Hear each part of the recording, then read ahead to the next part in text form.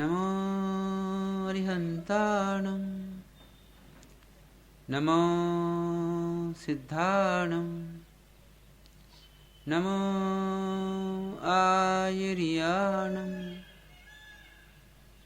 नमो उवज्झायाणं नमो लोये सौसाहुणम् ऐसो पंचनमुकारो सव पावपनाशनो मंगलानं च सवेसिं परमं हवै मंगलं परमं हवै मंगलं परमं हवै मंगलम्।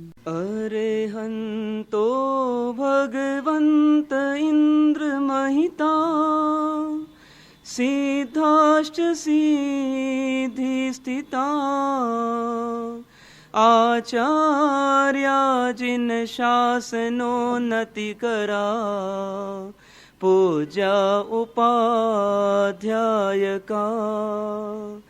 श्री सिद्धांत सुपाठिका मुनिवरा रत्नत्रयाराधका पंचैते परमेष्ठिनः प्रतिदिनं कुर्वन्तु वो मंगलम् कुर्वन्तु वो मंगलम्। आत्मसिद्धि शास्त्र में मतार्थी और आत्मार्थी इन दो प्रकार के जीवों का विश्लेषण चल रहा है। उसी को पहले पद्य के माध्यम से लेंगे। बाह्य त्याग पण ज्ञान नहीं ते माने गुरु सत अथवा निज कुल धर्म ना ते गुरु माज मम जे जिन देह प्रमाण ने समवसनादि सिद्धि वर्णन समझे जीननु रोकी रहे निज बोधि प्रत्यक्ष सदगुरु योग वर्ते दृष्टि विमु असदगुरु ने दृढ़ करे निज माना थे मुख देवादि गति भंग जे समझे शुत ज्ञान माने निज मत वेशनो आग्रह मुक्ति निदान लयो स्वरूप नवृत्तिनो ग्रयो व्रत अभिमान ग्रहे नहीं परमार्थ ने देवालोकिक मान अथवा निश्चय नय ग्रहे मात्र शब्द निमाय लोपे सद्व्यवहार में साधन रहित था ज्ञान दशा पामे नहीं साधन दशा न काय पामे तेनो संग जे ते बूढ़े भमाई ए पण जीव मतात्मा निज मानाधिकार पामे नहीं परमार्थ ने अन अधिकारी मान नहीं कषाय उपशांतता नहीं अंतर वैराग सरलपणु न मध्यस्थता ए मतार्थ दुर्भाग्य लक्षण कया मतार्थिना मतार्थ जावा काज हवे कहूँ आत्मार्थिना आत्म अर्थ सुख साज आत्मज्ञान त्या मुनि पणु ते साचा गुरु हो बाकी कुल गुरु कल्पना आत्मा थी नहीं जोय प्रत्यक्ष सदगुरु प्राप्ति नो गणे परम उपकार त्रणयोग एकत्वથી बरते आज्ञाधार एक હોય ત્રણ કાલમાં પરમાત્મનો પણ પ્રેરિતે પરમાર્થને વ્યવહાર સમન એમ ચારી અંતરે શોધે સદગુરુયો કામ એક આત્માર્થનું બીજો નહીં મનરો કશાયની ઉપશાંતતા માત્ર મોક્ષ અભિલાષ ભવે ખેદ પ્રાણી દયા ત્યાં આત્માર્થ નિવાસ દશાન એવી જ્યાં સુધી જીવ લહે નહીં જો મોક્ષ માર્ગ પામે નહીં મટે ન અંતરો આવે જ્યાં એવી દશા સદગુરુ બોધ સુહાય તે બોધે સુવિચારણા ત્યાં પ્રગટે સુવિચારણા ત્યાં પ્રગટે નિજ જ્ઞાન જે જ્ઞાને ક્ષય મોહ નહીં પામે પદ નિર્વાણ પામે પદ નિર્વાણ।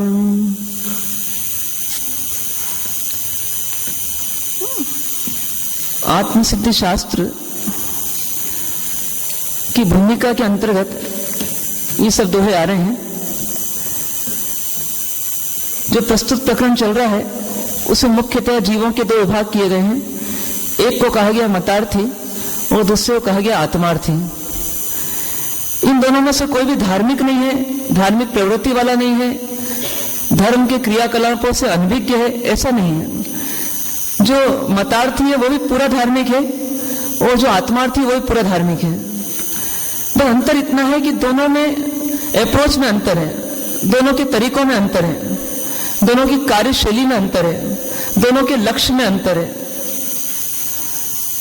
और इसी अंतर के कारण से ऐसी स्थिति हो जाती है कि दो लोग बॉम्बे के लिए जाने के लिए निकले और रायपुर स्टेशन तक बराबर पहुंचे, लेकिन एक ने हावड़ा की ट्रेन पकड़ ली और एक ने बॉम्बे की ट्रेन पकड़ ली।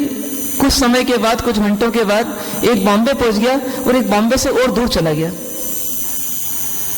मतलब अंतर इतना ही है, क्रियाएं दोनों की वही हो रही है, दोनों पैसेंजर्स हैं, दोनों टिकट खरीदते हैं, दोनों रिजर्वेशन करवाते हैं, दोनों ट्रेन में बैठते हैं, लेकिन बस अंतर इतना हो जाता है कि दिशाओं में अंतर हो जाता है।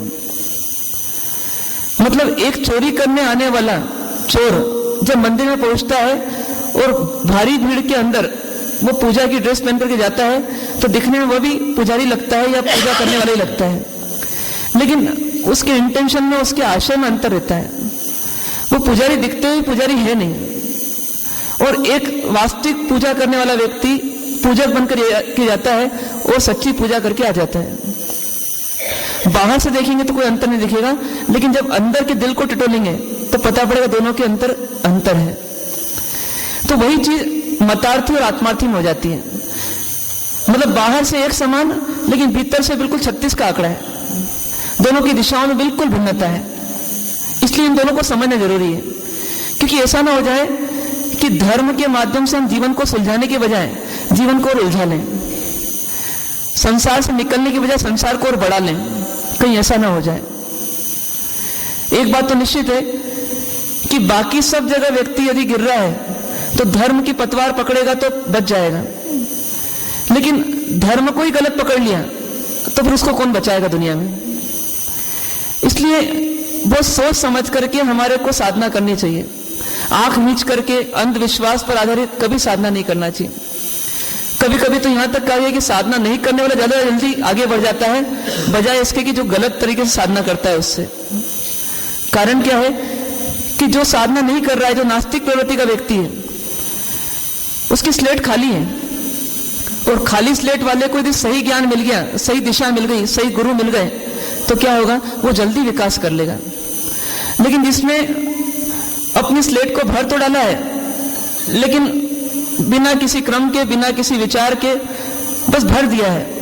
उस व्यक्ति को नया कुछ लिखना है तो पहले तो मिटाना पड़ेगा और फिर लिखना पड़ेगा। दो काम एक साथ करना पड़ेंगे। पहले मिटाएगा नहीं तो अगला लिखेगा नहीं। तो इसलिए कभी कभी कुछ लोग ऐसे होते हैं जो अपन सुनते हैं कथाओं में कि पहले संसार में शूरवीर थे और जब धर्म में पहुंचे तो धर्म में शूरवीर हो गए। वो चिलाती पुत्र को मुक्त होने में या देवलोक जाने में कितना समय लगा। मतलब सिर्फ उपशम, विवेक और संवर, ये तीन शब्द सुनकर के वो मोक्ष मार्ग में आगे बढ़ गए और देवलोक पहुंच गए। वो इलायची कुमार नटनी के लिए 12 वर्ष से घूम रहे और थोड़ा सा उनको बोध मिला और उनका काम हो गया।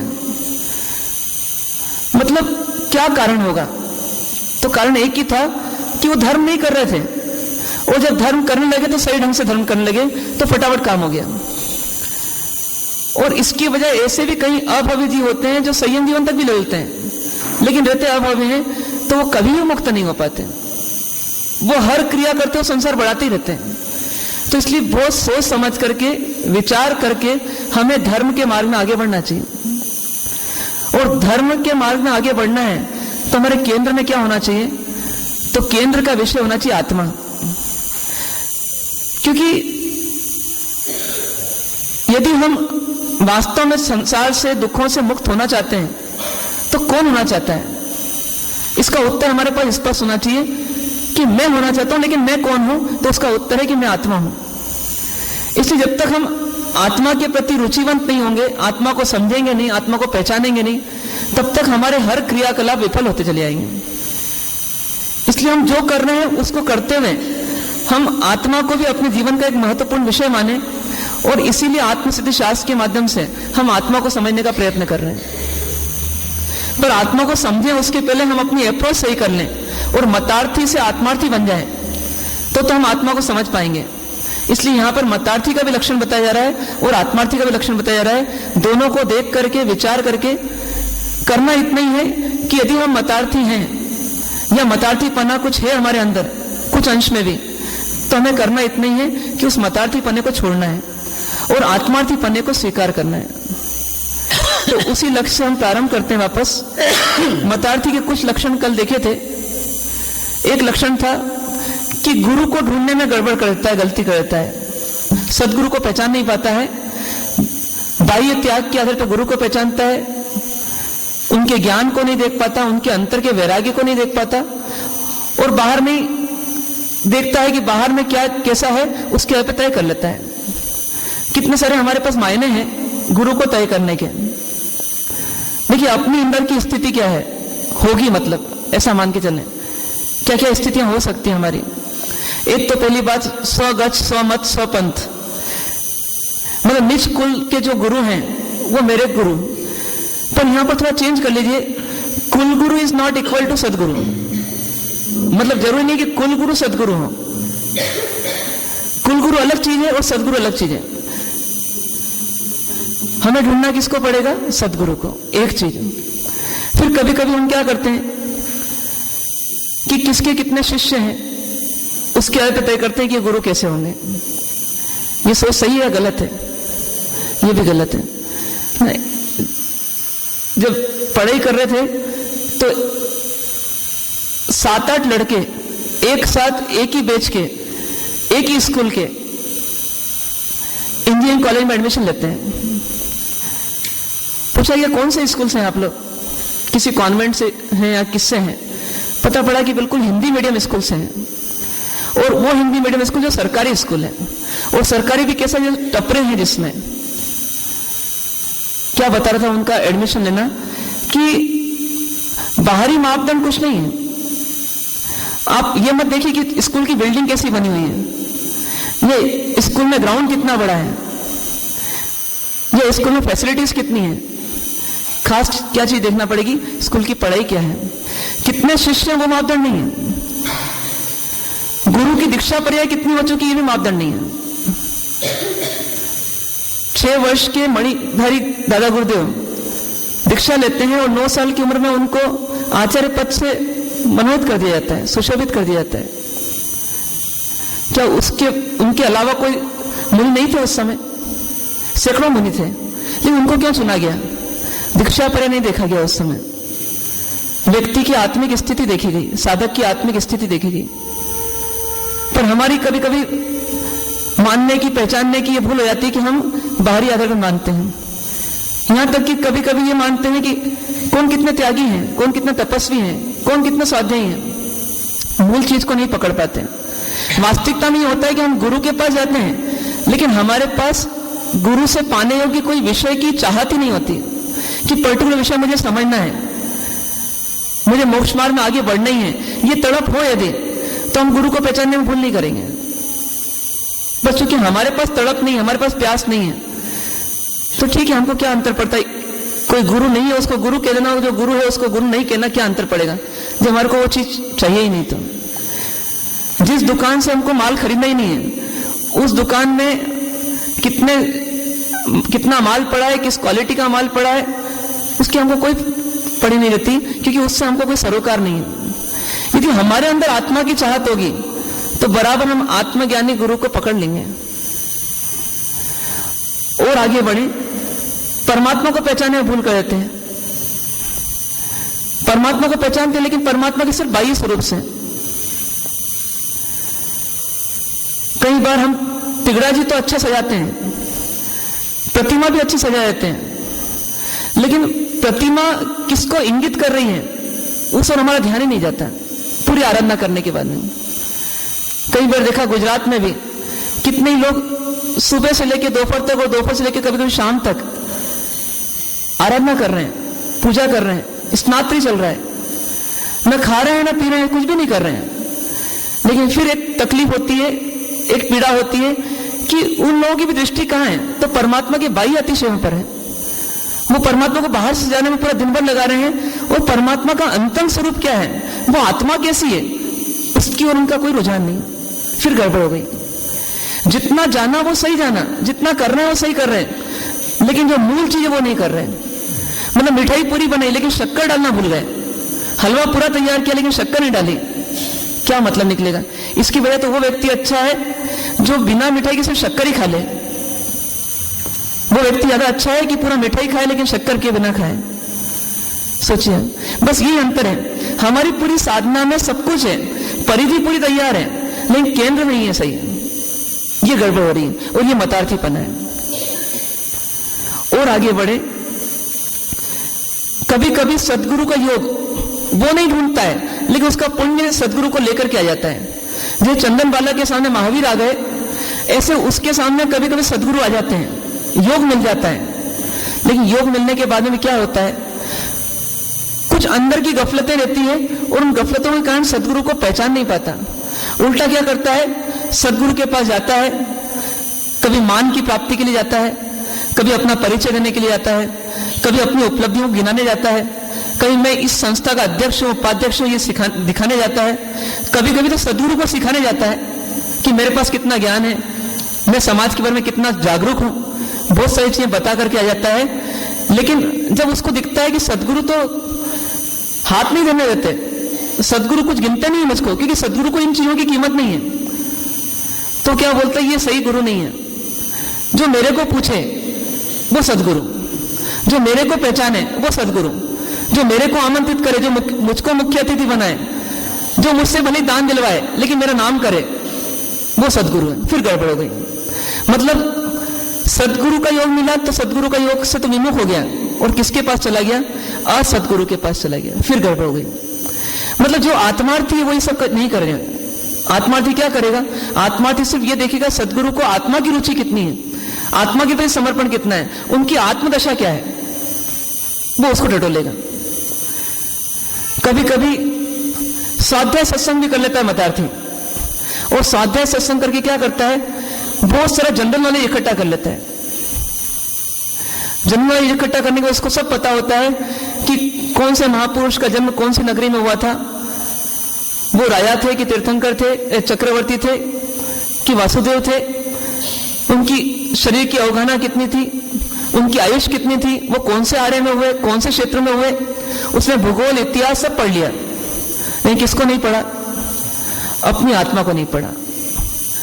मतलब 7 तत्व होते हैं, जीव अजीव पुण्य पाप वगैरह सब, लेकिन उसको ये नहीं पता कि मैं कौन हूं, या उसको किसी ने बता भी दिया है तो उसको उसमें विशेष कोई एक उत्साह नहीं आया, अरे मैं जीव हूं, मैं आत्मा हूं।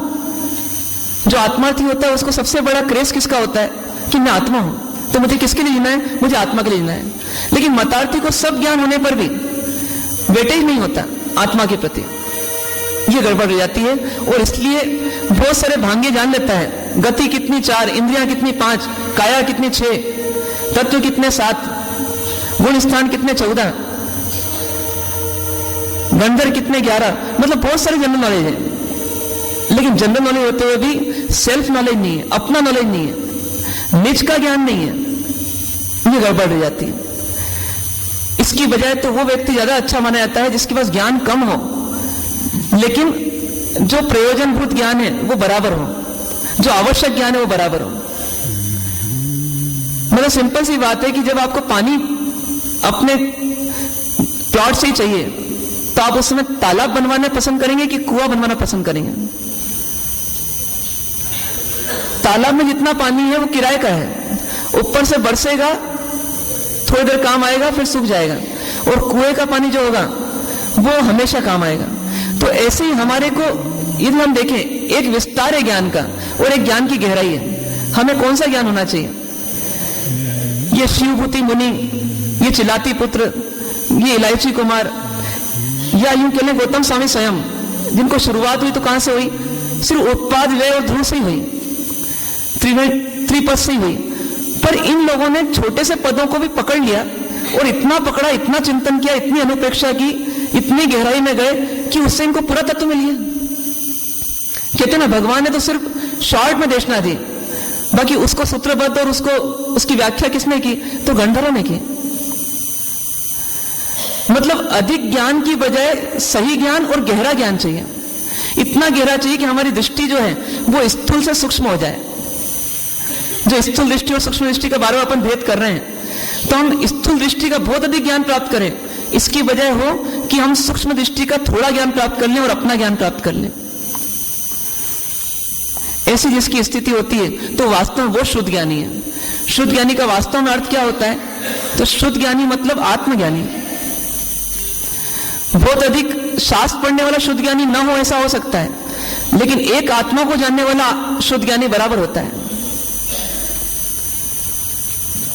तो कहा कि देवादि गति भंग मां जे समझे शुद्ध ज्ञान, माने निजमत वैष्णव आग्रह मुक्ति निदान। मतलब देवादि गतियां होती है, देव, तिर्यंश, मनुष्य, नरक, ये सब जान लिया, ऐसे कई प्रकार के भंगे जान लिए, थोकड़े जान लिए या बोल जान लिए, और उसके आधार पर हमने मान लिया कि मैं शुद्ध ज्ञानी हूं, तो ये बहुत बड़ी गलती है। यही मतार्थी का लक्षण है। थोड़ा और आगे बढ़ना पड़ेगा। फिर कभी कभी क्या करा कि वास्तव में वैराग्य ले लिया, संयम ले लिया, लेकिन क्या माना कि मेरे संयम की निशानी क्या है? मेरे वस्त्र, मेरा रजोहरण, मेरा आसन, मेरी उपधि, ये सब हमारे संयम का लक्षण नहीं है। ये तो संयम का बाह्य लक्षण बोला गया है उपचार से, पर मूल क्या है? तो मूल में तो अंदर में कषायों की कितनी मंदता है, वो वास्तव में संयम का मापदंड है, वो वैराग्य का मापदंड है। लेकिन उसकी तरफ नजर ही नहीं है, सिर्फ बाहर से ही हम मान रहे हैं। और आगे बढ़े, जो हमने क्रियाएं चालू करी तो क्रियाएं करते चले गए, एक के बाद एक क्रियाएं बढ़ाते चले गए, लेकिन क्रियाओं के मर्म को नहीं पकड़ा, क्रियाओं के आशय को नहीं पकड़ा। लयु स्वरूप न वृत्ति नो, जो वृत्तियां की, जो प्रवृत्तियां की, प्रतिक्रमण, सामयिक, पूजा, ध्यान आदि सब किया, लेकिन उनके स्वरूप को नहीं समझा, और यह फिर मतार्थी का लक्षण हो गया। देखिए, आज से 50 साल पहले के जो बुजुर्ग हैं वो यदि नहीं समझ पा रहे तो उनकी कोई गलती नहीं है। हो सकता है उनका बौद्धिक विकास उस जमाने में उतना हुआ ही नहीं, अक्षरीय ज्ञान उनको उतना था ही नहीं। पर आज जिस युग में हम जी रहे हैं, इस युग की फैसिलिटीज का उपयोग करें तो हम हर भाषा के अर्थ को, अर्थ के मर्म को, मतलब भाव को हम पकड़ सकते हैं। इतनी आज फैसिलिटीज हमको उपलब्ध है। गुजराती में लिखे शास्त्र को, मराठी में लिखे शास्त्र को, तेलुगु में लिखे शास्त्र को भी आज अनुवाद किया जा सकता है, ट्रांसलेशन किया जा सकता है, और जिस भाषा में चाहे उस भाषा में समझा जा सकता है। इसलिए आज यदि हम अनभिज्ञ रह जाएं, भक्तामर करें लेकिन भक्तामर का अर्थ नहीं मालूम, सप्तस्मरण करें लेकिन सप्तस्मरण का अर्थ नहीं मालूम, अधिशांति हर बार राग से बोले लेकिन अधिशांति का अर्थ नहीं मालूम, तो फिर हमारी साधना आगे कैसे बढ़ेगी? अपन जब स्कूल कॉलेज गए ना तो पहली कक्षा में हमको क्या पढ़ाया गया? अ आ ई पढ़ाया गया। थोड़ा आगे बढ़कर के फिर हमारे को अ से अमर, अजय, अशांत ऐसे कई शब्द सिखा दिए गए। मतलब वर्ण पढ़ाए और वर्ण से शब्द पढ़ाए, यहां तक पहुंचा दिया। यदि ये हमको रोक देते तो हमारा विकास होता, पर हम धर्म की कक्षाओं में तो यहीं तक पहुंचे और यहीं जाके रुक गए। और तसल्ली भी होगी, देखो मेरे को भक्तामर आता है, मेरे को सप्तस्मरण आता है, मैं तो रोज करता हूं, मुख पाठ है। फिर गड़बड़ हो गई कि हम उससे आगे बढ़े ही नहीं। मतलब जिन भावों से उन ज्ञानियों ने रचना की होगी, उन भावों को कभी स्पर्श करने का प्रयास ही नहीं किया। ये किसका लक्षण है? ये मतार्थी का लक्षण है। और आगे बढ़े कि परमार्थ से तो दूर रहे, लेकिन जो व्रत आदि ग्रहण किए उनका अभिमान और कर लिया। इतने तक तो हमने चिंतन किया, इसके आगे हम चलते हैं। अब वर्णन आता है उन पंडितों का, उन विद्वानों का या उन स्वाध्यायों का कि जिनके पास ज्ञान तो है लेकिन सिर्फ शब्दों में है, अनुभूति में नहीं है। यही मतार्थी का एक प्रकार है कि शाब्दिक ज्ञान अथाह है लेकिन भावात्मक ज्ञान नहीं है। क्या कहते हैं? अथवा निश्चय न ग्रहे मात्र शब्द नहीं माए, लोपे सद व्यवहार ने साधन रहित था। यहां पर एक शब्द आया निश्चय न, इसलिए जुड़ा हुआ एक शब्द व्यवहार न। नए मतलब होता है चश्मा, दृष्टिकोण, देखने का नजरिया। किसी चीज को देखने के दो नजरिए हो सकते हैं। एक हो सकता है जैसी वस्तु उसको वैसे ही देखना, उसको कहते हैं निश्चय नय। मतलब ऐसे नेत्र इससे वास्तव में वस्तु जैसी है वैसी दिखे, इसको बोलते हैं निश्चय नय। और एक होता है व्यवहार नय, मतलब वास्तव में वस्तु जैसी वैसी तो नहीं दिखे लेकिन उसके आसपास की दिखे।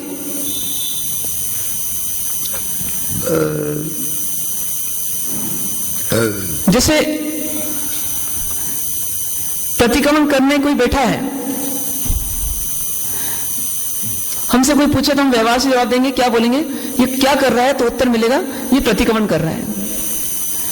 ये उत्तर तो है, उत्तर देने के लिए हमने उत्तर दे दिया, लेकिन उत्तर कौन से नए से है? व्यवहार से या निश्चय से?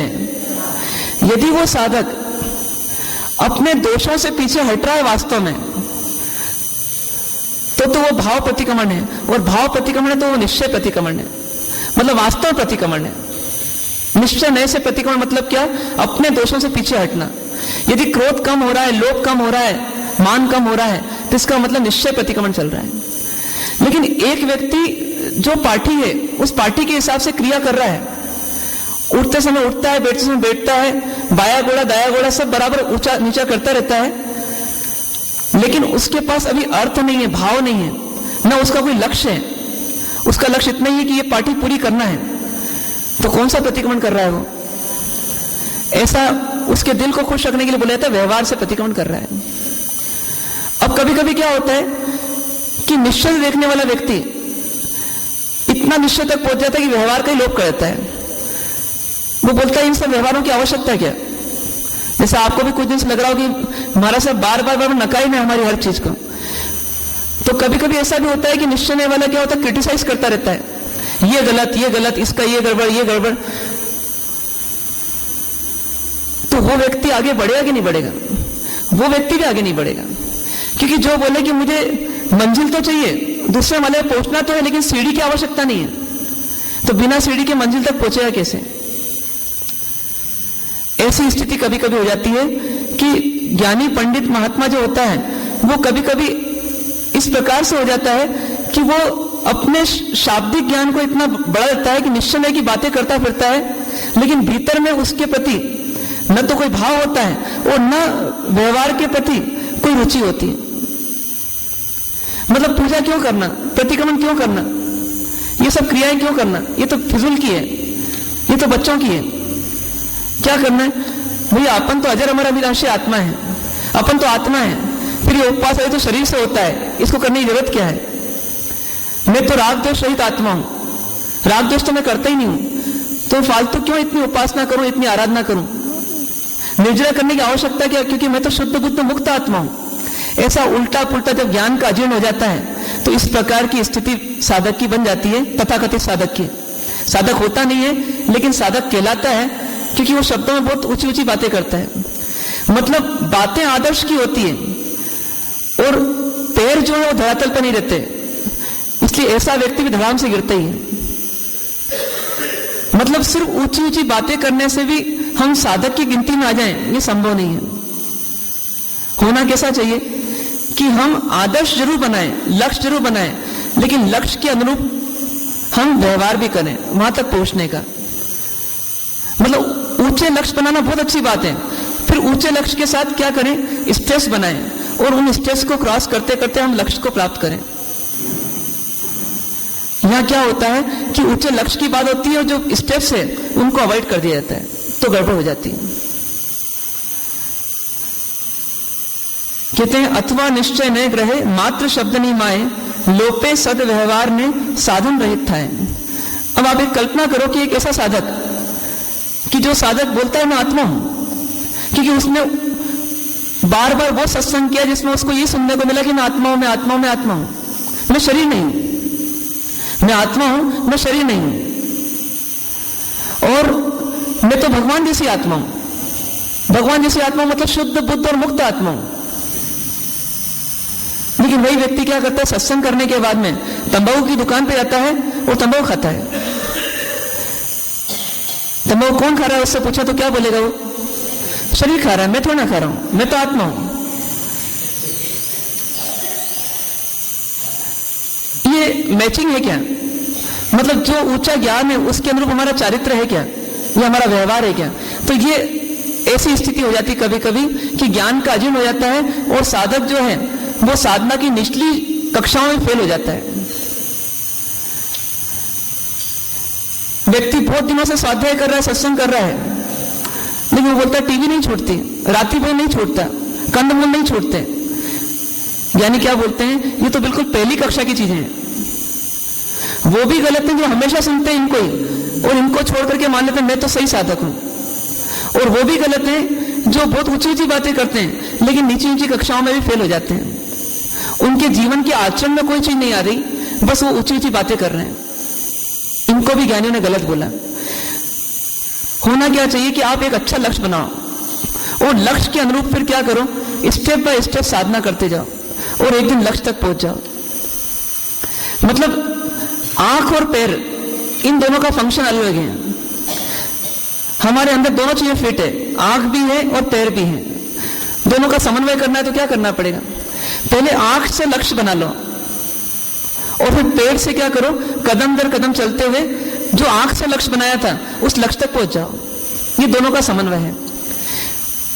अब ऐसे ही ज्ञान यानी आंख और आचरण यानी पैर, क्या करना, ज्ञान और आचरण का समन्वय हो जाए। कैसे करना पड़ेगा कि ज्ञान में तो हमारे को अंतिम लक्ष्य दिखना चाहिए और आचरण में क्या होना चाहिए, उस लक्ष्य तक पहुंचने के लिए प्रयत्न होना चाहिए। आपको स्टेप बाय स्टेप चलना है तो क्या करना पड़ेगा, प्रतिक्रमण की स्टेप्स बनाना है। मान लीजिए क्या करना पड़ेगा, सबसे पहले प्रतिक्रमण को सूत्र के हिसाब से सीख लें, फिर क्या करें, शब्दार्थ से सीख लें, फिर शब्दार्थ सहित प्रतिक्रमण करना चालू करें, फिर धीरे धीरे क्या करें कि शब्द के सामान्य भावार्थ तक चले जाएं कि किस शब्द का क्या भाव है, और भावार्थ तक जाने के बाद विशेष भावार्थ तक चले जाएं, और विशेष भावार्थ से जाते जाते कहां तक पहुंचे, अपनी आत्मा तक पहुंच जाएं। मतलब भावों का प्रैक्टिकल कहां पर हो, भावार्थ का प्रैक्टिकल कहां पर हो, अपनी आत्मा में, और अपनी आत्मा में चेंज लाना चालू करें। मतलब जब हम बोले खाने में सर्व जीव है, तो हमारे भीतर की भावना क्या बोलना चाहिए कि इस संसार में मेरा किसी से वैर नहीं, और जिनसे पूर्व वैर कर रखा था उनसे मैं क्षमा मांगता हूं, चाहे वो छोटा हो चाहे बड़ा हो, चाहे नजदीक हो चाहे दूर का हो, चाहे गलती उसकी 99% हो, तो भी मैं उससे क्षमा मांगता हूं। मतलब अपने दिल को खाली करना है बस। उससे क्षमा मांगना मतलब क्या, उससे क्षमा नहीं मांगना है, वास्तव में अपने दिल को खाली करना है। अपने दिल पर जो भार है, जो कटुता है, जो चुभन है, वो निकालना है बस, उसका नाम क्षमा मांगना है। तो यदि हम क्रमशः चलेंगे तो आखिरकार हम कहां तक पहुंच जाएंगे, तो हम सच्चे प्रतिक्रमण तक पहुंच जाएंगे। जब आत्मा अपनी सीमा में वापस लौटेगी तो भाव प्रतिक्रमण कहलाता है। विकार करती है दुर्भाव करती है, कषाय करती है, मतलब आत्मा अपनी सीमा का उल्लंघन करती है। पर जिस समय वो भाव प्रतिक्रमण तक पहुंचेगी तो कहां तक पहुंचेगी? वापस अपनी सीमा में आ जाएगी। मतलब सहज आनंद, सहज सुख, ज्ञाता दृष्टापना, कषाय रहितपना, ये जो स्थिति है ये आत्मा की आ रही है, बढ़ रही है, तो इसका मतलब आत्मा की दिशा सही है, आत्मा की साधना सही है और इसकी ओर कोई रुझान नहीं है। और बाहर में हम गिनती गिन रहे हैं कि हमने कितने प्रतिक्रमण करे, कितनी सामयिक करी, कितनी माला जपी, कितने नवकार गिने, तो वो सोच हमारी सही नहीं है। इसलिए यहां बोलते हैं कि निश्चय ने मतलब लक्ष्य और व्यवहार ने मतलब साधन, इन दोनों का समन्वय करते हुए चलना चाहिए। पर जो नहीं करता है वह कौन है? वह मतार्थी है। अब ऐसा मतार्थी लंबी साधना करता रहे तो भी अंत में क्या होता है? तो कहते हैं ज्ञान दशा पामे नहीं, साधन दशा न कही, न तो उसको सच्चे ज्ञान की प्राप्ति होती है, भले वो स्वाध्यायी है, भले सत्संगी है, लेकिन उसको सच्चे ज्ञान की प्राप्ति नहीं होती। सच्चा ज्ञान मतलब कौन सा? जानकारी वाला नहीं, अनुभूति वाला। उसको फीलिंग नहीं होती सही ज्ञान की। मैं आत्मा हूं रटते रटते या बोलते बोलते भी वो आत्मा की अनुभूति नहीं कर पाता, फीलिंग नहीं कर पाता कि मैं आत्मा हूं। और न ही उसकी कोई साधन दशा होती है, न तो वो साधनों को अपनाता है, न तो उसकी स्टेप सही है और न ही उसकी मंजिल सही है। ऐसी दोनों चीजें चलती रहती है और कहते हैं पामे तेनो संग जे ते बूढ़े भव माही। ऐसे व्यक्ति का यदि संग भी कोई ले ले, कोई साथ पकड़ ले, तो उसकी भी स्थिति क्या होगी? वो भी डूबेगा। मतलब डूबते हुए का सहारा किसी ने लिया तो क्या स्थिति बनेगी? जिसने सहारा लिया वो भी डूब जाएगा। इतना खतरनाक है ये। मतलब ये तो एक उपमा है, लेकिन उपमा क्या बता रही है कि इतनी खतरनाक स्थिति किसकी है? मतार्थी की। और मतार्थी कौन है? मतार्थी कौन है? हमको महसूस होना चाहिए हमारे अंदर बहुत सारी त्रुटियां हैं, बहुत सारी खोट हैं, और हम क्या हो रहे हैं? हम डूब रहे हैं। और आगे बढ़े, ए पण जीव मतार्थ ना निज मानादि काज, पामे नहीं परमार्थ ने अन अधिकारी माज। ऐसी स्थिति किसकी होती है? ये सब जो बताई है ये किसकी है? तो कहते हैं मतार्थी जीव की होती है। और ऐसा जीव क्या करता रहता है? मतार्थ में ही धार्मिक आराधना साधना करता रहता है। अपने मत की पुष्टि करने के लिए, अपनी मान्यता की पुष्टि करने के लिए वो धर्म करता रहता है। सत्य को पाने के लिए धर्म नहीं करता, अपने मान्यता को पुष्ट करने के धर्म करता है। और अंत तो गतो उसकी दिशा कहां हो जाती है? तो वो अपने मान, पूजा, सत्कार, सम्मान को पाने के लिए फिर आखिरी में अपनी धार्मिक आराधना को उपयोग में ले लेता है। मतलब अपने हर धार्मिक कार्य का अंत वो कैसे करता है? कि मान आदि की प्राप्ति के लिए करता है। बड़े बड़े ऋषि मुनि भी, बड़े बड़े आचार्य फेल हो जाते हैं, साधना के लिए निकलते किसी और लक्ष्य से हैं और आगे जाकर कोई और लक्ष्य बन जाता है। इसके पीछे कारण क्या होता है? कि कहीं ना कहीं वो मतार्थीपना रह जाता है, उसके कारण आगे जाकर के उनका साधना का पथ भ्रष्ट हो जाता है। ऐसी हमारी स्थिति भी हो सकती है। इसलिए हमें क्या करना? इस मतार्थीपने से बचना है। कहते हैं ए पण जीव मतार्थ ना निज मानादि काज, अपने मान, पूजा, सत्कार की कार्य करता रहता है। बस अपना लेवल कहां लग सकता है, अपना नाम कहां हो सकता है, अपनी यश कीर्ति कहां हो सकती है, उसके लिए उसका प्रयत्न चलता रहता है। पामे नहीं परमार्थ ने अनअधिकारी माज। मतलब जिस परमार्थ के लिए वो निकला था, जिस आत्म तत्व को प्राप्त करने के लिए निकला था, जिस मोक्ष पद को पाने के लिए निकला था, वो संवर, निर्जरा और मोक्ष तो बहुत दूर रह जाते हैं और वो आश्रय और बंध में ही फंस जाता है। मतलब वो संसार में वापस बंध जाता है। कहते हैं पामे नहीं परमार्थ ने अनअधिकारी माज। और कैसी स्थिति होती है? उसके परमार्थ को पाना तो बहुत दूर की बात है, परमार्थ को पाने के लिए जो एक योग्यता चाहिए, एक एलिजिबिलिटी चाहिए, वो योग्यता भी उसको प्राप्त नहीं होती। मतलब उसका अनअधिकारी रह जाता है, अधिकारी प्राप्त नहीं हो पाता कि ये आगे परमार्थ को प्राप्त कर सकेगा। ऐसी स्थिति जीव की रह जाती है। और शिष्य बोलता है कि और थोड़ा स्पष्ट करें मतार्थी कैसा होता है, जिससे कि हम अपनी भूल दूर कर सकें। तो गुरुदेव क्या बोलते हैं? नहीं कषाय उपशांतता, नहीं अंतर वैराग्य, सरल पणु न मध्यस्थता, ए मतार्थी दुर्भाग्य। कैसी स्थिति होती है? कि अब आत्मा की स्थिति उसकी बता रहे हैं। अभी तक तो उसकी बाह्य से स्थिति बताई, लेकिन अब अंतरंग स्थिति उसकी बता रहे हैं कि सबसे पहली क्वालिटी उसमें क्या होती है? कि उसके पास कषाय तो होती है, मतलब विकार तो होते हैं, क्रोध मान माया लोभ तो होता है, लेकिन उनको वो उपशांत नहीं कर पाता। कषाय शांत नहीं होती उसकी, मतलब क्रिया भी कर रहा है, स्वाध्याय भी कर रहा है, सत्संग भी कर रहा है, लेकिन कषाय कंट्रोल नहीं होती उसकी।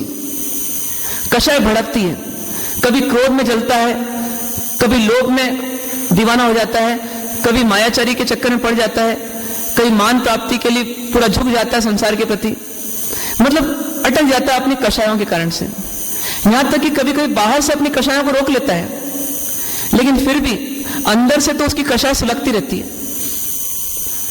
ऐसी स्थिति किसकी होती है? मतार्थी की। और जो मतार्थी होगा जब कषायों में जलता रहेगा तो आत्मा तक कैसे पहुंचेगा? कहते हैं आत्मा के दर्शन भी किसको हो सकते हैं? जो थोड़ा शांत है, जिसके जीवन व्यवहार में थोड़ी शांति है।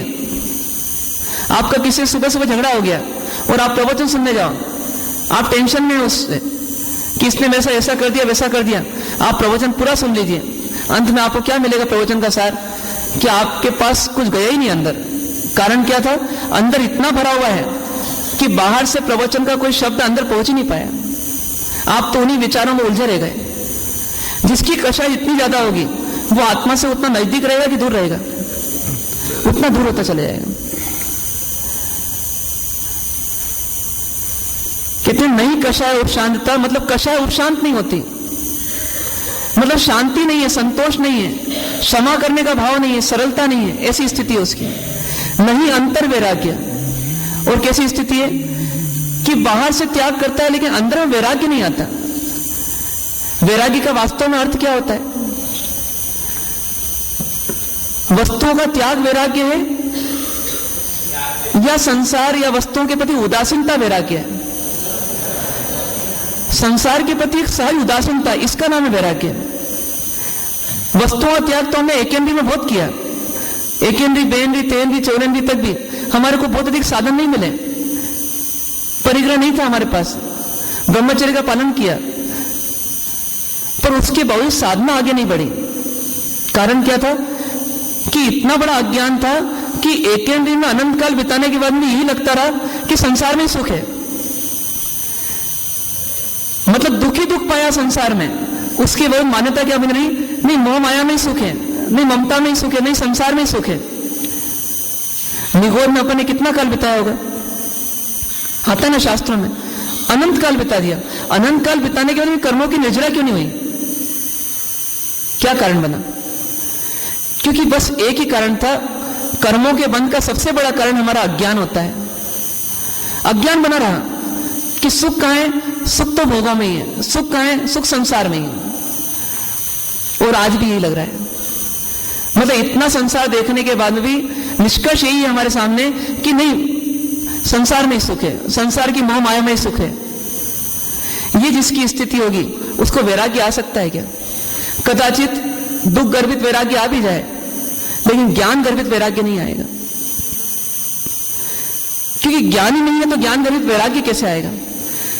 और एक वो स्थिति है कि संसार के स्वरूप को देखा और समझ में आया कि संसार में कोई किसी का है नहीं, और जो कोई हमारे निकट भी आता है वो भी हमारे सुख दुख में सहभागी नहीं हो सकता। तो क्या होगा? सहज ही संसार के प्रति वैराग्य आ जाएगा, उदासीनता आ जाएगी, और लेगा कि आत्मा ही मेरी मूल्यवान वस्तु है, इसलिए मुझे किसके लिए जीना चाहिए? आत्मा के लिए जीना चाहिए। और जब ये लक्ष्य बनेगा आत्मा के लिए जीना चाहिए तो अपने आप संसार छूट जाएगा, घर बार छूट जाएगा। मतलब एक सहज उदासीनता है, वो हो तो वास्तव में अंतर वैराग्य है। इतने बड़े बड़े चक्रवर्ती ने संयम पथ लिया तो आखिर क्या कारण रहा होगा? भरत चक्रवर्ती मतलब महल में रहते हुए भी उदासीन थे, वो उनका वैराग्य था। आखिर क्यों लिया होगा? क्यों ऐसी उदासीनता आई होगी? जिसे सब कुछ देख लिया उसके अंदर कुछ नहीं मिला, तो अंत में निष्कर्ष निकाला कि संसार में सुख नहीं है। सुख कहां है? सुख भीतर में है, सुख आत्मा में है। इसलिए क्या करना? अब अंदर के आत्मा के सुख के भंडार को खोलना है। लेकिन मतार्थी की स्थिति कैसी होती है? नहीं कषाय उपशांतता, नहीं अंतर वैराग्य, सरलपण न। इतना सब तो ठीक है, कषाय तीव्र हो चलेगा, वैराग्य नहीं हो तो भी चलेगा, लेकिन क्या क्वालिटी होनी चाहिए? सरलता होनी चाहिए। सरलता मतलब क्या? यदि अपने अंदर असत्य है और बाहर सामने सत्य मिला तो बिल्कुल सहज स्वीकार कर लिया कि हाँ मैं गलत हूं, यह सत्य है, ये सरलता है। मतलब बच्चे को समझाना हो और किसी बुजुर्ग को समझाना हो घर में, किसको समझाना आसान है? क्यों? क्योंकि बच्चे में सरलता है। तो बुजुर्ग व्यक्ति जो है वो उम्र में बड़ा होता है तो और नीचे गिरता गया क्या? अंतरंग संस्कारों के वजह नीचे गिरता गया। उसको लग क्या रहा है कि मैं ऊंचा उठ रहा हूं, लेकिन वास्तव में सरलता ऐसी छोटी ही चीज जो उसके पास जन्म से थी वो भी उसने खो दी। कितनी कुटिलता आ जाती उम्र के साथ साथ, कितनी चतुराई चालाकी आ जाती है उम्र के साथ साथ, कितने झूठ फरेब हम करते हैं उम्र के साथ साथ, मतलब सरलता भी खो देते हैं। जो हमारे आत्म कल्याण का सबसे बेसिक गुण है, उस बेसिक गुण की जो पात्रता है सरलता, वो भी खो देते हैं।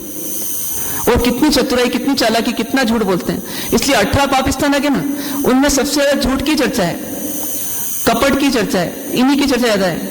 आप मिशा बोल रहे हो, माया मिशावाद कर रहे हो, मायाचारी कर रहे हो, अव्याख्यान कर रहे हो, ये सब कहीं ना कहीं जुड़े हुए किससे हैं? पैशन्य कर रहे हो, चुगली कर रहे हो, ये सब किससे जुड़े हुए हैं? कहीं ना कहीं आपकी कुटिलता से जुड़े हुए हैं, असरलता से जुड़े हुए हैं। इसलिए कहते हैं कि यदि सरलता नहीं है तो जीव कितना ही आत्मार्थ दिखाए बाहर से, लेकिन वास्तव में कौन है? वो मतार्थी है। सरल पणु न, और कहते हैं न मध्यस्थता, मतलब न तो सरलपना है और न मध्यस्थता है। मध्यस्थता मतलब, मध्यस्थता का अर्थ होता है पक्षपात रहित रहना, मतलब सिद्धांतों में पक्षपात नहीं करना।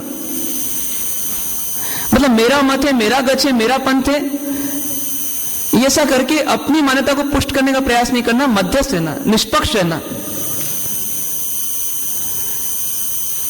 ये क्वालिटीज जिसमें हो वो कौन है? मतलब ऐसी बुरी क्वालिटी जिसमें हो वो कौन है? वो मतार्थी है। इतना सब कहने के बाद में कहते हैं लक्षण कहिया मतार्थी ना, मतार्थ जावा काज। मतलब यहां पर ज्ञानी की करुणा झलक रही है। कोई बोले इतना क्रिटिसाइज करने की आवश्यकता क्या मतार्थियों को, इतने बुरे थोड़ी ना है हम। तो बोला कि बुरे नहीं है आप, इसीलिए कहा है। क्यों? कि लक्षण कहिया मतार्थी ना, मतार्थ जावा काज। मतलब इतने सब लक्षण क्यों बताए आपको? ज्ञानी बोलते हैं इसलिए बताए हैं कि आपका मतार्थ चले जाए। हमको कुछ नहीं चाहिए आपसे, लेकिन आपका मतार्थ चले जाए, जिससे आप इतना परिश्रम जो कर रहे हैं वो परिश्रम आपके परिणाम तक आपको पहुंचा दे। मतलब आपका मतार्थ पना चले जाए, उस हेतु से ये कहा गया है। हवे कहूं आत्मार्थी ना, आत्म अर्थ सुख साज। अब क्या कहते हैं? मतार्थी का लक्षण कहने के बाद अब कहते हैं कि अब आत्मार्थी कैसा होगा। अब आत्मार्थी का लक्षण बताया जा रहा है, मतलब जो सच्चा साधक है, जिसका लक्ष्य आत्मा है, वो आत्मार्थी कैसा होगा। तो कहते हैं आत्मार्थी के लक्षण बता रहे हैं। क्यों बता रहे हैं? बोलते हैं आत्म अर्थ सुख साज, मतलब आत्मा को सुखों से सुसज्जित करने के लिए आत्मार्थी के लक्षण यहां बताए जा रहे हैं। मतलब आत्मा जो है वो संसार से हटे और सच्चे सुख को प्राप्त करे, उसके लिए यहां पर आत्मार्थी के लक्षण बताए जा रहे हैं, जिससे आप में नहीं है तो आप उसको प्राप्त करें और आत्मार्थी बन सकें। कैसा होगा आत्मार्थी? तो सबसे पहले क्या चाहिए साधना के लिए? सद्गुरु चाहिए। तो सद्गुरु का लक्षण वो क्या मानता है? आत्मज्ञान त्या मुनि पणु ते साचा गुरु होए। कैसा हो मेरा गुरु? तो बोलते हैं आत्मज्ञान सहित हो। आत्मज्ञान हो मतलब कितनी वस्तुओं का ज्ञान हो इस संसार की? इस संसार की सिर्फ एक वस्तु का ज्ञान हो उसको, और वो कौन? वो आत्मा। मतलब आत्मा का ज्ञान हो। देखिए अर्जुन को क्या चाहिए था? कृष्ण और कृष्ण की सेना में से सिर्फ कृष्ण चाहिए था, सिर्फ कृष्ण चाहिए था। पूरी सेना किसको चाहिए थी? दुर्योधन को चाहिए थे। यहां मतार्थी और आत्मार्थी में ये अंतर है। मतार्थी क्या बोलता है? मुझे पूरे दुनिया का ज्ञान चाहिए क्योंकि मैं साधक हूं। आत्मार्थी क्या बोलता है? मुझे सिर्फ एक आत्मा का ज्ञान चाहिए। आपको क्या चाहिए दोनों में से? सोचिए। मतलब लक्ष्य बनना चाहिए हमारा कि मुझे आत्मा ही चाहिए, बस आत्मा है जो एकम जाने ते सर्वम जाने। जिसने एक को जान लिया उसे सबको तो जान ही लिया। पूरी दुनिया का या पूरे धर्म का जनरल नॉलेज नहीं चाहिए, मुख्य जो चाहिए वो आत्मज्ञान चाहिए। इसका मतलब ज्ञानी जो है अधिक पढ़े लिखे हो जरूरी नहीं है, अधिक विस्तार से उनके पास शुद्ध ज्ञान हो यह भी जरूरी नहीं है, वो लेखक कवि गायक प्रवचनकार हो वो भी जरूरी नहीं है। मेन चीज उनके पास क्या चाहिए? उनके पास आत्मज्ञान चाहिए। आत्मज्ञान क्या मुनिपन हो, मतलब आत्मज्ञान हो वहां पर मुनिपना है, और जिसको आत्मज्ञान के साथ मुनिपना है ते साचा गुरु होए, वही मेरे कौन है? वही सच्चे गुरु हैं। बाकी कुल गुरु कल्पना आत्मार्थी नहीं जो है, बाकी कुल गुरु कल्पना जो है, कुल गुरु जो है वो कल्पना में गुरु हैं, तो वो आत्मार्थी को नहीं दिखती है, मतलब वो गुरु रूप में नहीं दिखते हैं। ये बात पहले भी आ गई। आगे बढ़ते हैं। प्रत्यक्ष सदगुरु प्राप्ति नो गणे परम उपकार, त्रणेय योग एकत्व थी वर्ते आज्ञाधार। अब उस साधक की दशा कैसी होती है कि हर समय हर क्षण उसकी प्यास क्या होती है? उसको कौन चाहिए? चाहिए क्या उसको? आत्मज्ञान। स्वयं को आत्मज्ञान पाने के लिए उसको कौन चाहिए? आत्मज्ञानी गुरु चाहिए, और आत्मज्ञानी गुरु की तलाश उसको हर क्षण रहती है। और कभी पुण्य का योग हो तो उस समय यदि सदगुरु की प्राप्ति हो जाए तो क्या मानता है कि ये मेरे ऊपर कर्मों की बहुत बड़ी मेहरबानी है, बहुत बड़ा उपकार है। मतलब मैना सुनी से पूछा कि पुण्य की योग से क्या मिलता है, तो उसने सदगुरु की और शास्त्र की भक्ति बोला कि वो प्राप्ति होती है। सुर सुंदर ने नहीं बोला ऐसा। हमारे से कोई पूछे तो हमारा झुकाव किस ओर है? मतलब एक झुकाव आ जाए, सिर्फ एक। जैसे कहते हैं ना कि मेरे दिल में सिर्फ एक ही रह सकता है, दो नहीं रह सकते। मीरा क्या कहती है कि मेरे मन में तो कौन है? बस गिरधर है, गोपाल है, इसके अलावा दूजा कोई नहीं है। तो ऐसा प्रेम हमारा आ जाए किसके प्रति? सदगुरु के प्रति, कि मुझे कौन चाहिए? सदगुरु चाहिए। बाकी सब मिलेंगे, उनका उपयोग भी करेंगे, लेकिन चाहिए कौन? तो चाहिए तो एक ही। मतलब पतिव्रता नारी हो तो पतिव्रता नारी के घर में हो सकता है कितने पुरुष आ जाएं, लेकिन वो पतिव्रता नारी पुरुष किसको मानेगी? अपना पुरुष तो अपने पति को ही मानेगी। ऐसी कैसी संयोग संबंध कईयों से होंगे, लेकिन किसको अपना मानेगा साधक? तो बोलते हैं सदगुरु को अपना मानेगा। क्या बोलते हैं? प्रत्यक्ष सदगुरु प्राप्ति नो, जब सदगुरु की प्राप्ति होगी तो वो मेरे ऊपर परम उपकार हो जाएगा। मतलब मेरे कर्मों का जबरदस्त उदय होगा, पुण्य का जबरदस्त उदय होगा। त्रणेय योग एकत्व थी वर्ते आज्ञाधार। और फिर मैं क्या करूंगा? कभी ऐसा कदाचित योग मिल जाएगा तो आत्माती साधक क्या तैयारी रखता है कि त्रणेय योग, तीनों योगों से, तीनों योग कौन कौन से? मन वचन और काया से। मन वचन काया तीनों से क्या करूंगा? उनकी आज्ञा को धारण करूंगा। देखिए तीनों तरीके से हम आज्ञा को धारण कर सकते हैं, काया से भी, वचन से भी, मन से भी। मतलब सदगुरु की सेवा करना है, हमारे को सदगुरु की सेवना करना है, तीनों योग से कर सकते हैं। काया से हम उनकी सेवा कर सकते हैं, उनके कार्य क्रियाकलापों में उनको सहयोग दे सकते हैं। चंद्र रुद्राचार्य के शिष्य उनको उठा करके चल रहे हैं, मतलब ये काया से अपन उनको धारण कर रहे हैं। वचन से बार बार उनके द्वारा बताई गई बातों का चिंतन मनन, और वही धर्म चर्चा, वही स्वाध्याय, वही सत्संग, वही सदगुरु के द्वारा बताई गई आत्मा और आत्मा का लक्षण, उसी का चिंतन मनन, ये वचनों से हम उनकी सेवना कर रहे हैं। और मन में भी सतत आत्मचिंतन, बार बार ऐसी जिसकी स्थिति होगी उस जीव को मुक्त होने में कितना समय लगेगा? बहुत निकट काल में मुक्त हो जाएगा। तो कहते हैं कि जो आत्माती साधक होता है वो बारंबार एक ही इंतजार करता रहता है कि कब मुझे सदगुरु की प्राप्ति हो, और सदगुरु की प्राप्ति होगी तो उस समय मैं क्या करूंगा? तो मन वचन काया तीनों से किसी को भी नहीं छोड़ूंगा, और क्या करूंगा? मन वचन काया तीनों से मैं उनकी आज्ञा को धारण कर लूंगा। अभी हमारी स्थिति कैसी होती है कि काया से थोड़ा बहुत करते हैं, वचन से और कम करते हैं, और मन से तो और कम करते हैं। कई लोग प्रवचन सुनने आते हैं ना, कब आते हैं? जब प्रवचन सभा पूरी हो जाती है। मतलब उनका लक्ष्य क्या होता है कि एक बार अपन मंदिर हुआ, उपास्य हुआ, अपन समाज के सक्रिय सदस्य हैं, इसलिए क्या करो? एक बार अपनी उपस्थिति दे दो। कई लोग तो स्पेशल आते ही उस समय कि महाराज साहब कब फ्री नहीं है। मतलब उनको किससे मिलना है? महाराज साहब के ज्ञान से नहीं मिलना है, महाराज साहब से मिलना है, थोड़ा अंतर आ गया, फिर स्थूल दृष्टि हो गई। कई लोग क्या करते हैं, वचनों से थोड़ा बहुत मिलाप कर लेते हैं, लेकिन मन से मिलाप नहीं कर पाते। कहते हैं हाँ ये बात बिल्कुल सही है, ऐसे ही होना चाहिए, वैसे ही होना चाहिए, लेकिन मन में तो अंदर कुछ और चलता रहता है। लेकिन होना कैसा चाहिए, मन वचन काया तीनों से पूरा का पूरा समर्पण होना चाहिए सदगुरु के प्रति। इतनी हमारी स्थिति बने तो हम आत्मार्थी साधक हैं। फिर आती है बात, एक होए तृण काल में परमारत्नो पंथ, तेरे ते परमार्थ ने ते व्यवहार संबंध। मतलब आत्मार्थी के मन में झगड़ा नहीं होता निश्चय और व्यवहार के बीच में। वो न तो कोरी निश्चय की बातें करता है, मतलब न तो कोरी ऊंची ऊंची बातें करता है, और न ही वो सिर्फ क्रियाजड़ होकर के व्यवहार करता रहता है। वो दोनों का सामंजस्य बिठाता है। क्या मानता है वो? सबसे पहली चीज तो ये मानता है कि एक होए तृण काल में परमारत्नो पंथ, मतलब मोक्ष के कितने मार्ग हैं इस दुनिया में, ये तो यहां बोल रहे हैं। ऐसे कितने मार्ग हैं मोक्ष के, बताइए। एक ही मार्ग है, क्यों इतने सारे मार्ग दिखते हैं? कोई गृहस्थ अवस्था से मुक्त जा सकता है, नहीं जा सकता? जा सकता है। आप भी अपने बच्चे को कभी कभी रोकते हो ना संयम लेने से, तो क्या बोलते हो उसको कि बेटा यहां भी साधना हो सकती है, ठीक है ना।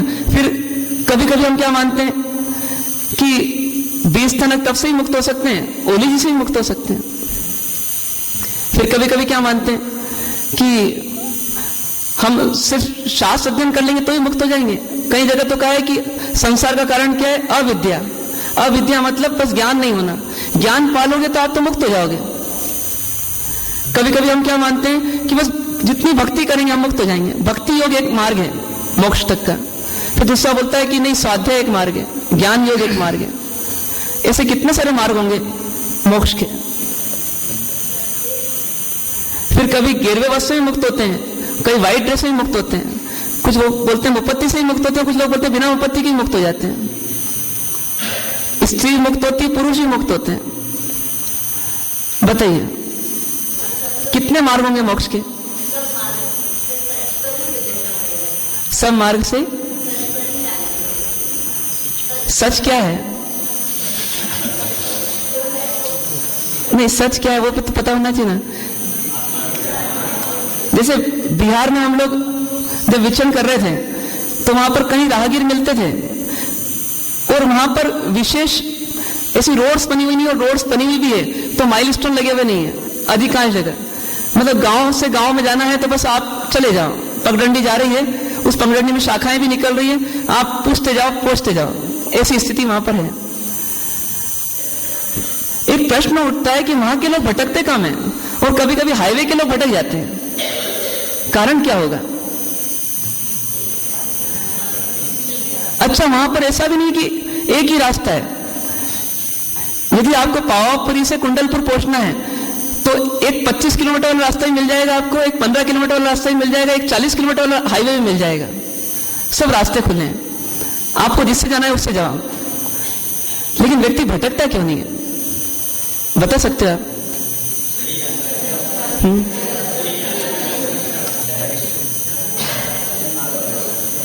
बताइए। मार्ग तो बहुत सारे हो गए ना। वहां एक सबसे बड़ी खासियत है कि वहां व्यक्ति मार्ग कोई सा भी अपना ले, उसको दिशा पता रहती है। वो क्या बोलता है कि ये पूरब में गांव है तो किसी पगडंडी से वो अपना रास्ता बनाए, लेकिन जाएगा पूरब की ओर, वो पश्चिम की ओर नहीं जाएगा। ये उसकी खासियत है। रोड पर चलना है तो चलो ठीक है, आप बोलते हैं माइलस्टोन रहते हैं इसलिए हम पहुंच जाते हैं।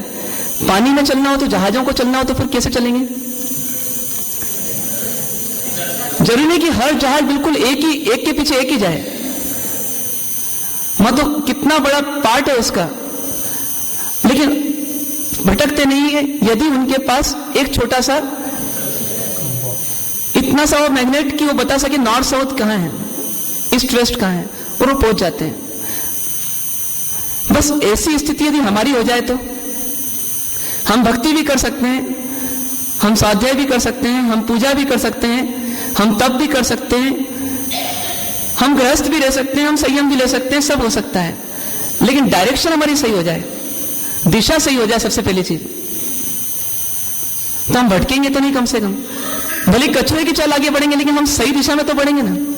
अभी स्थिति क्या है कि भाग रहे हैं लेकिन दिशा नहीं पता, दिशा विहीन दौड़ चल रही है, कहां पहुंचेंगे पता नहीं। मेरे सासू जी ने प्रतिक्रमण कर लिया, प्रतिक्रमण करके आ गए और बहू से जो झगड़े तो रात भर झगड़ा चलता रहा, तो कितनी अच्छी साधना हुई। और फिर सुबह उठ के क्या किया, 4 लोगों का कायस्तर किया, कुछ मिनट 2 मिनट और उसके पूर्व का। क्यों किया? उन्होंने उनसे पूछे कुछ मिनट 2 मिनट क्यों किया, तो बोले लिखा है इसलिए करा है, बस करते हैं इसलिए करा है। मतलब कुछ मिनट 2 मिनट तो किसको करना चाहिए?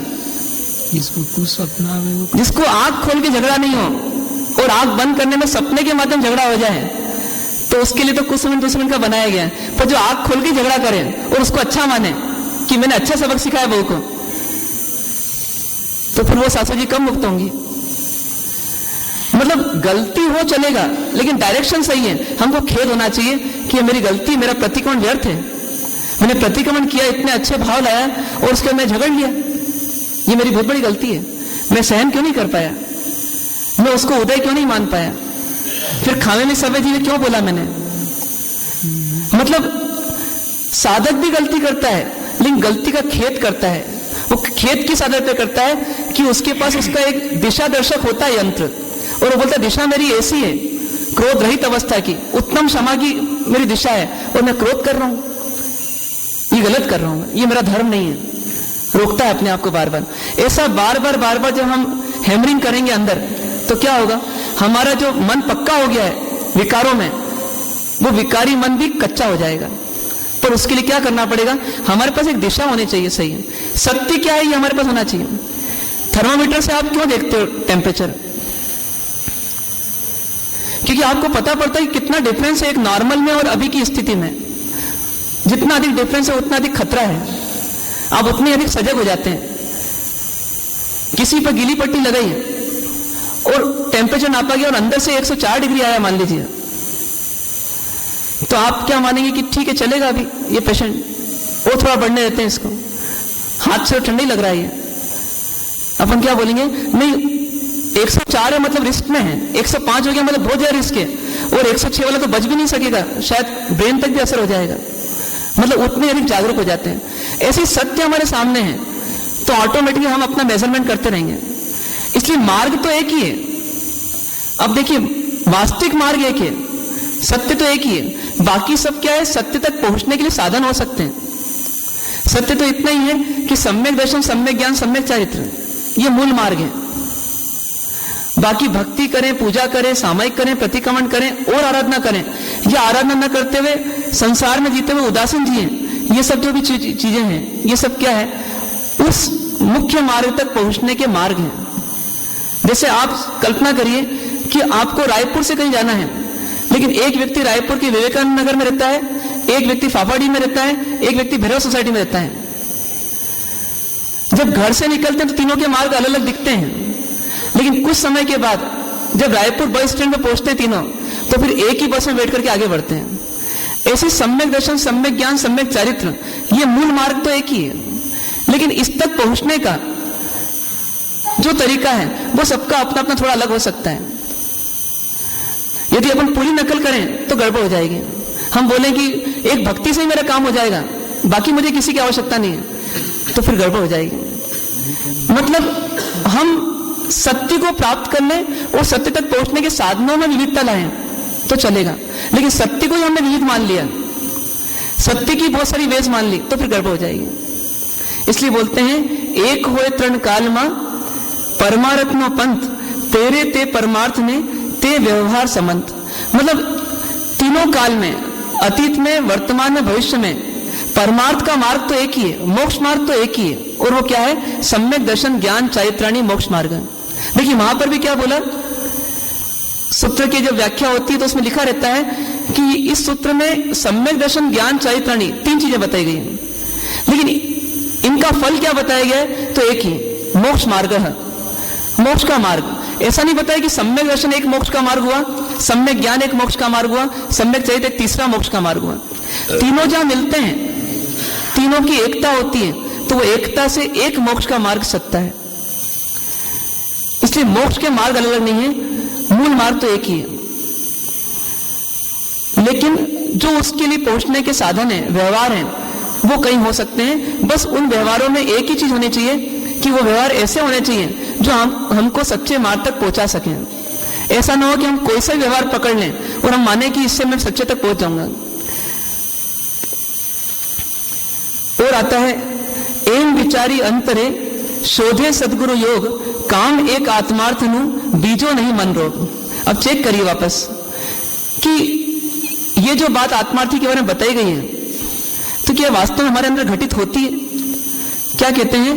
एम विचारी अंतरे, मतलब जब उसको पता पड़ जाता है कि एक ही मार्ग है मोक्ष का, तो फिर क्या करता है? वो अंदर में विचार करता है और फिर क्या चालू करता है? सदगुरु को खोजना चालू करता है। मतलब बीमारी पता पड़ गई तो फिर हम क्या करते हैं? स्पेशलिस्ट डॉक्टर को खोजते हैं कि अब स्पेशलिस्ट डॉक्टर को पकड़ो और उनसे ठीक करवाओ।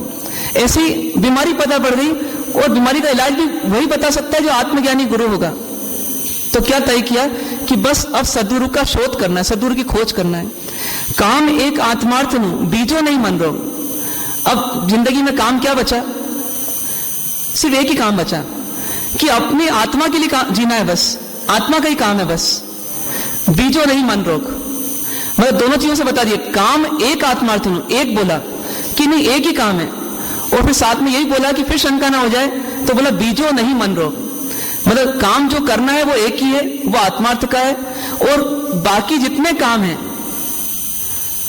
वो कोई काम है ही नहीं, ऐसा मानकर के आत्मार्थी साधक जीता है। मतलब यदि आपको बॉम्बे पहुंचना है तो बस बॉम्बे पहुंचना ही एक काम रहता है उस समय। उस समय आपको कुछ दिनों के बाद जयपुर जाना हो सकता है, उसके पहले आपको कलकत्ता जाना होगा, लेकिन जिस समय आप बॉम्बे की ट्रेन में बैठते हैं तो आपका लक्ष्य क्या हो जाता है? बस मुझे बॉम्बे ही पहुंचना है। उस समय कोई द्वंद्व नहीं होता। ऐसे कैसे साधक के मन में क्या आता है कि मुझे आत्मा के लिए जीना है, बाकी सबके लिए जी लिया। जो हम बहाने बनाते हैं ना कि परिवार है, व्यवसाय है, बीमारी है, ये है, वो है, साधक बहाने नहीं बनाता। साधक बोलता बहाने बनाऊंगा मैं, अपने आप को ठगूंगा। क्या करना? अपनी सच्चाई को सामने रखता है कि मेरे लिए करने योग्य कार्य कौन सा है? एक आत्मा का कार्य करने योग्य, और बाकी जो है वो उसके मन के रोग को समाप्त कर लेता है। मतलब बाकी सब क्या है वास्तव में? तो वास्तविक नहीं है, वो मन के रोग है। नेमिनाथ भगवान को घर छोड़ना था तो उसमें कब छोड़ा उन्होंने? कौन सा मुहूर्त निकलवाया? कुछ नहीं। कौन सी परिस्थिति देखी? मतलब जब काम एक आत्मार्थ होने वाली बात आ गई तो फिर बीजो नहीं मन रोग, फिर दूसरा कोई सोचना नहीं। राजुल तड़पती रहेगी तो भी चलेगा नेमिनाथ भगवान को, लेकिन नेमिनाथ भगवान को अपना काम करना है। और वो तड़पन भी क्या हुई? अंत में उनके भी आत्मार्थ का कारण बन गई। कहते हैं काम एक आत्मार्थ नु बीजो नहीं मन रोग, कषाय नहीं उपशांतता, मात्र मोक्ष अभिलाष, भवे खेद प्राणी दया, त्या आत्मार्थ निवास। मतलब साधक की दशा कैसी है? अंतिम दशा कि वो क्या करते जा रहे हैं? जितनी इतनी आत्मा के लिए जीने की उत्कंठा हो रही है, उतने संसार के प्रति अपने आप उदासीन होते जा रहे हैं, और जितनी उदासीनता हो रही है तो कषाय अपने आप शांत हो रही है। सासू जी को प्रतिक्रमण करके आने के बाद झगड़ना क्यों पड़ा? क्योंकि अभी घर के प्रति उदासीनता नहीं आई। प्रतिक्रमण करा लेकिन घर के प्रति उदासीनता नहीं आई, इसलिए झगड़ना पड़ा। पर यहां बोलते हैं कि एक साधक कैसा जिएगा? वो कषायों को उपशांत कर देगा, क्योंकि संसार के प्रति उसको एक सहज उदासीनता आ जाएगी। आप जब कभी बाहर जाकर के साधना करते हैं, बाहर जाकर के आराधना करते हैं, तो आपको आनंद अधिक आता है, और जब आप अपने शहर में करते हैं आपका आनंद कम होता है। कारण क्या बनता है? दूसरी जगह जाते हैं, कषाय आपकी शांत हो जाती है, क्योंकि आपको ऐसा माहौल नहीं मिलता। मतलब ये एक तरीका हुआ बचने का कषाय से। और साधक कभी कभी वहां तक पहुंच जाता है कि स्थान परिवर्तन की बजाय भाव परिवर्तन कर लेता है। वो बोलता है अब यदि वहां पर भी रहना पड़ा तो मैं कषायों को शांत करते हुए जी लूंगा। मतलब एक सासू जी को मालूम है कि मैंने बोला और बहू कहीं ना कहीं फटेगी, क्या करना? भैया अपने को बोलना नहीं। मतलब बोलने के बाद सोचना पड़े, इसके लिए क्या करना? अपने को बोलना नहीं। आठवां मन टालवो चाहिए। मतलब जहां पर झंझट हो ऐसे काम में उलझना नहीं अपने को। और क्या करना, अपना बचाव कर लेना। अपने को अपनी आत्मा काम करना है, बाकी सब काम जो है बहुत कर लिए, अब नहीं करना। अब क्या करना, अपनी आत्मा काम करना।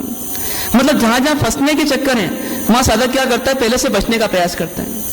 कई साधक क्या करते हैं, 60 साल की उम्र हो गई, अब ये व्यवहार जो है ये बच्चा निभाएगा, ये निभाना है तो अब इसको देखना है, पर मुझे निवृत्त हो जाना है। क्या किया, फालतू की उलझन से उलझने से बचा लिया अपने आप को। यदि हम सब काम करते रहे, सब मानसिक रोगों की पूर्ति करते रहे, मतलब हर एक को अपना कर्तव्य मान करके ओढ़ करके लगे रहे, तो फिर हमारी आत्मा का काम छूट जाएगा। क्योंकि इतनी एनर्जी, इतना समय नहीं है हमारे पास। क्या करना पड़ता है, जब आत्मा को मुख्य करना हो तो बाकी सबको गौण करना पड़ेगा, या फिर बाकी सबको मुख्य कर दें और आत्मा को छोड़ दें। दो ही ऑप्शन हमारे पास बचते हैं। मुख्य तो एक समय में एक ही रहेगा। अभी आपने कुछ समय का समय निकाला है, कुछ दिनों का, यहां आपकी आत्मा का विकास क्यों हो रहा है, क्योंकि आपने आत्मा को मुख्य किया है। पर जब आप वापस संसार को मुख्य कर देंगे तो वापस वही होगा जो यहां आने के पहले हो रहा था। फिर वही क्लेश भी होगा, वही कला भी होगा, वही झंझट भी होगी, वही प्रपंच भी होंगे, वही जंजाल भी होंगे। क्या करना पड़ेगा, प्लानिंग करना पड़ेगी अपनी लाइफ की कि मुझे लाइफ में मुख्य किसको रखना, what is my first priority. जो मेरी प्रथम प्राथमिकता वो मुझे काम करना है। और आत्मार्थी साधक की प्रथम प्राथमिकता क्या होती है, आत्मा होती है। मात्र मोक्ष अभिलाष, क्या बोला गया कि उसकी अभिलाषा क्या है, अब संसार में कोई पद नहीं चाहिए, चाहिए तो सिर्फ एक ही चीज चाहिए और वो चाहिए मुझे मुक्ति। मुझे मुक्ति चाहिए, मतलब मुझे बार बार की जन्म मरण के जंजाल से बचना है। मुझे शारीरिक दुख, मानसिक दुख, ओढ़े हुए कितने ही दुख, इन दुखों से बचना है, मुक्त हो जाना है। उस मुक्ति का नाम मोक्ष है। अभिलाषा क्या है, यदि है तो भी मात्र मोक्ष अभिलाष। और भवे खेद, और जो भाव बिगड़ते हैं और भावों के बिगड़ने से कर्म बंधन होता है और कर्मों के बंधन से जो संसार बढ़ता है उसका खेद बरतता है। अंदर में ग्लानि होती है, किसके प्रति, अपने आप के प्रति, कि मैं गलती कर रहा हूं, ये मेरे लिए करने योग्य नहीं है। मतलब वस्तु नहीं मिली और उसको लेकर के झुंझलाहट आ गई। थोड़ी देर के बाद यदि साधक चिंतनशील होगा तो उसमें क्या सोचेगा, क्या गलती हुई, वस्तु नहीं मिली ये गलत नहीं था, लेकिन वस्तु के लोभ के चक्कर में जो मुझे झुंझलाहट आई, ये मेरी बहुत बड़ी गलती हो गई, मेरे भाव गिर गए, मेरी साधकता गिर गई, मुझे ऐसा नहीं करना चाहिए था। ऐसा भवे खेद, मैंने अपना भाव भ्रमण बढ़ा लिया, मुझे ऐसा नहीं करना चाहिए था, ऐसा खेद वर्तता है। और फिर जीवन कैसे जीता है, जिसकी कषाय शांत हो गई, जिसको मोक्ष की अभिलाषा है, जिसको भाव भ्रमण का खेद है, वो दूसरे जीवों के प्रति कैसे व्यवहार करेगा। भैया मुझे उलझना नहीं है दूसरे जीवों के साथ, क्या करना, किसी की हिंसा नहीं करना, किसी को दुख नहीं पहुंचाना और अपने आप को भी दुख नहीं पहुंचाना। क्या करना, ऐसा मार्ग चुनना जिसमें जियो और जीने दो, मतलब दूसरे को भी जीने का अधिकार मिले और अपना भी जीवन चल जाए, ऐसा मार्ग खोजता है। और संवेदनशील होकर के, शांत रह करके, कोमलता के साथ, सरलता के साथ, सहृदयता के साथ वो जीवन जीता है। ऐसी जो दशा हो वो किसकी दशा है, वो आत्मार्थी की दशा है। अब हमको दोनों प्रकार की चीजें मिल चुकी है। मतार्थी कैसा होता है वो भी पता पड़ रहा है और आत्मार्थी कैसा होता है वो भी पता पड़ रहा है। करना क्या है, करना क्या है, हमारे को फिर चेक करना है, विश्लेषण करना है कि मेरी आखिर कहां कहां गलती हो रही है। देखिए स्थूल दृष्टि से तो हम सब धार्मिक हैं, यहां तक तो हम पहुंच चुके हैं, लेकिन सूक्ष्म दृष्टि तक हम पहुंच पा रहे हैं कि नहीं पहुंच पा रहे हैं। शरीर आश्रित धर्म तक हम पहुंच गए, लेकिन आत्मा आश्रित धर्म तक हम पहुंच रहे हैं कि नहीं पहुंच रहे हैं। शरीर से हमने कुछ पक्षलन किया तो ये धर्म तक तो हम पहुंच गए, लेकिन मिथ्यात्व का पक्षलन अंदर हुआ कि नहीं हुआ, यहां तक हम पहुंचे कि नहीं पहुंचे। हमने चंदन पूजा की, यहां तक हम उंगली तक पहुंच गए, प्रतिमा तक पहुंच गए, लेकिन ऐसे शीतल, ऐसे क्रोध रहित हम हुए कि नहीं, आत्मा हुई कि नहीं हुई, वहां तक हमें पहुंचना है। वहां तक कौन पहुंचेगा, मतार्थी पहुंचेगा कि आत्मार्थी पहुंचेगा, आत्मार्थी पहुंचेगा। इसलिए इतनी जितनी बातें यहां बताई गई हैं, इनका गलत अर्थ या गलत आशय नहीं निकालते हुए सिर्फ इतना पकड़ने का प्रयास करें कि अपने अंदर यदि कोई मतार्थीपना है, मतलब ईगो है, अपने मत को सच्चा मानने की मान्यता है, तो उसको छोड़ने का प्रयास करें। और जो सच्चे आत्मार्थी का लक्षण है, कषायों की उपशांतता, मोक्ष की अभिलाषा, भव का खेद, प्राणियों पर दया और सदगुरु की शोध, सदगुरु के प्रति तीनों योग पूर्वक मन वचन काया के साथ समर्पण, ये सब चीजें हम यदि नहीं है तो उनको विकसित करने का प्रयास करें। इन्हीं शुभ भावों के साथ विराम। ओम शांति शांति शांति। कथनी